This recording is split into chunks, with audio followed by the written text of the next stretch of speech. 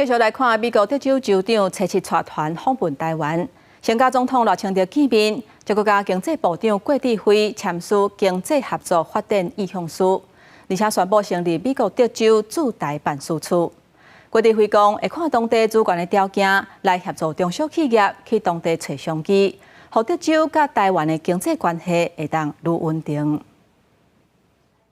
总统府内面气氛正热烈，由美国德州州长格雷格·艾伯特所带队的经贸访问团，成员包括德州的议员甲商界代表，共同拜会总统赖清德。赖清德表示，台湾的企业伫咧德州的投资累计已经超过120亿美金，也祝福美国德州驻台办事处成立。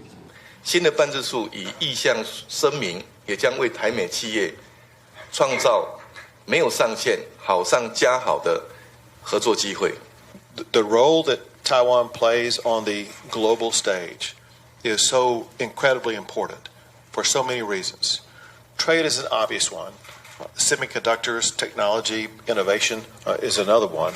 But what you do also is so important for world peace and for democracy across the globe. 格雷格·艾伯特强调，这是这个世纪以来德州伫咧除了墨西哥以外所在所开设的商务办事处，重申两边的经济关系重要性。除了第一遍访问台湾，也甲经济部长郭志辉签经济合作发展意向书，以后是不是协助台湾供应链到德州寻求商机？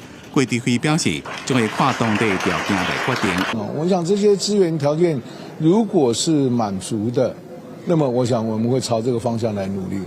但是条件会使，经济部也会提供中小企业相关的奖励投资，协助市长的行政程序，也有加地方政府的沟通协调，希望会当巩固德州甲台湾的经济关系，创造更加大的商机。记者综合报道。